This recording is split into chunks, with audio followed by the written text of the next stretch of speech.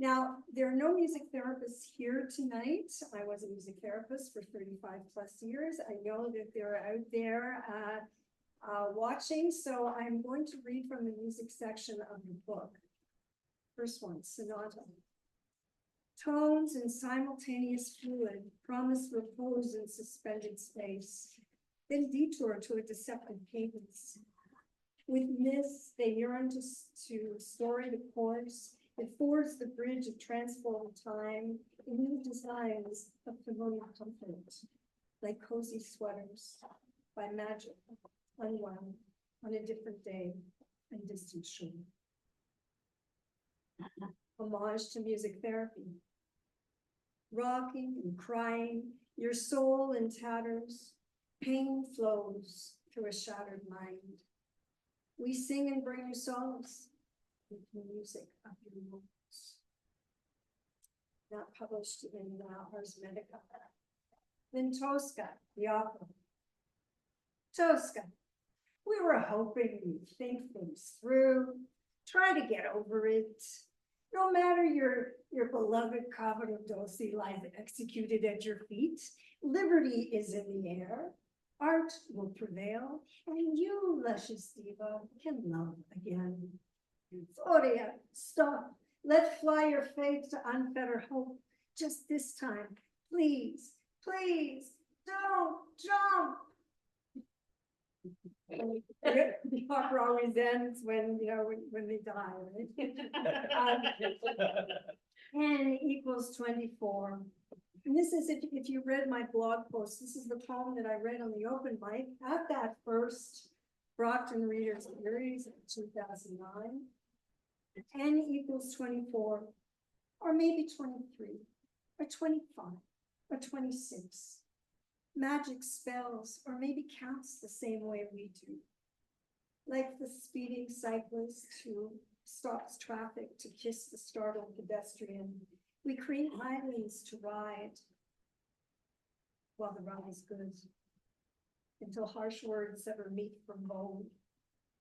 We function in historical moments, hysterical mindsets. Without humor, we die of despair. Without despair, we die in peace. Without music, we die of meaninglessness. Without art to tell us how meaningless we can be, we lose all reason. Reality through tailspin lens of pure song and metaphor mirrors objects closer than they appear. This journey, longing for unattainable fulfillment, never knows its route or destination. We forget memory is disruptive. How easier we imagine than remember. We stand as the judge enters the courtroom. We clap as the conductor ascends to the podium. We gasp as the baby falls from his mother's arms to death. Nothing more can be said, but all is expressible. Everything is translatable in silence. In our duty to tell tales, complicit with witness and remembrance beyond words, good and bad endings include the backstory belly of the whale. Brief, aching, poignant want spends generous gratitude for all who crosses its path. Truth sprouts like small crevice wildflowers after rain in 24 perfect petals, or maybe 23. Or 25, or 26. So I'm going to read some new work now, some published, some not. What I'm writing mostly now is expanding a memoir essay that was published about my father's Holocaust journey from war-torn Europe down to the Caribbean that I was born. So this is Fire and Salt, the epigraph by Luis Borges from the poem Limits. All that vast yesterday over which today I bend, scourged with fire and salt. This is after Paul Celan. Volcanic eruption, hurricane, landfall, earthquake, riptide, bravatas, landslide, all benign alongside how we break up lines even before they can run the tarmac for takeoff.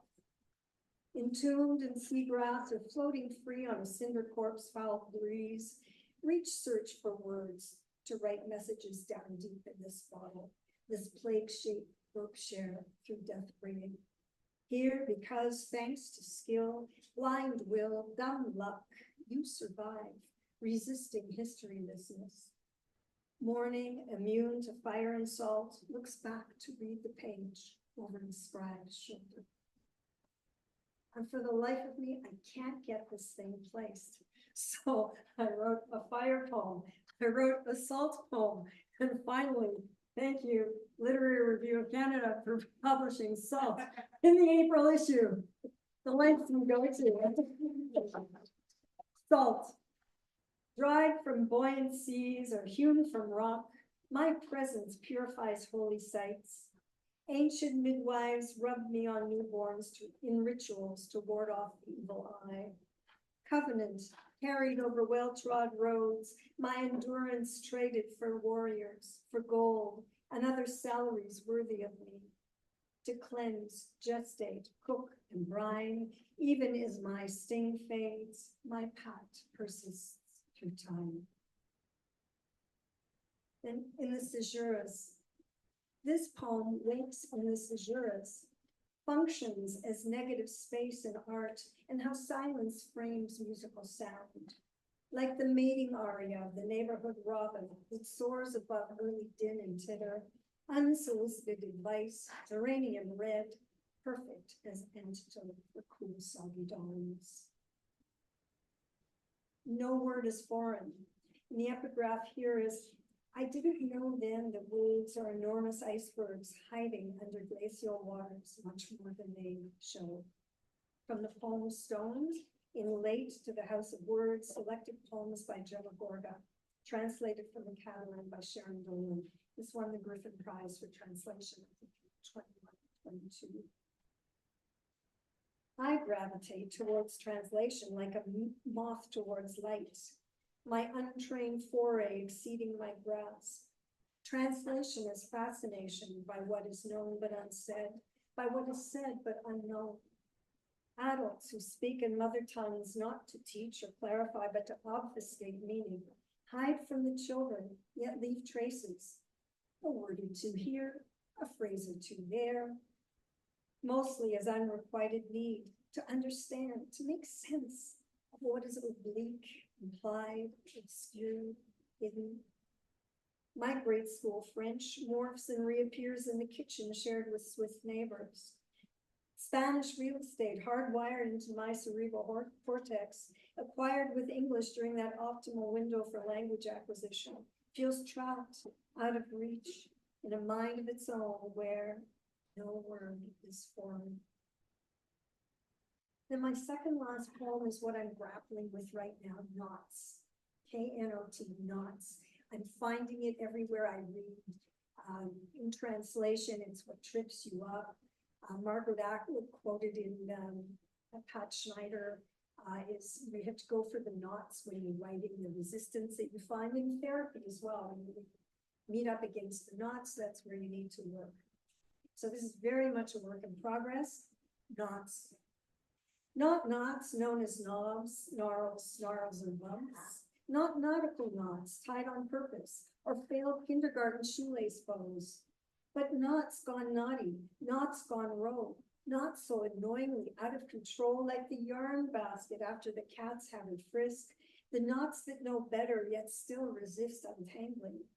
Require persistence when facing resistance, knots that say, stop, listen here. Seek prescience, yet be grateful for presence, enduring presence, to hang in for the distance. Those are the knots I think do. And I'm going to end with a last poem from the book. Writing prompt was written in memoriam for Priscilla Apple and everyone we lost during the first wave of COVID-19, which was when my book was coming out. It's writing prompt. Using freshly molted feathers from fledgling sparrows, write your name as it appeared in yesterday's obituary. Let them squawk, don't stop. Keep both hands moving. across. And in closing, I'm just going to end with a bragging rights. My cat is a published poet. My cat wrote a poem when she moved in and walked along my keyboard, my computer keyboard. She spit out this little poem in two perfect tercets. You can buy this picture of my cat for $2. Thanks for the opportunity of reading for you again. It's wonderful to be here. Thank you.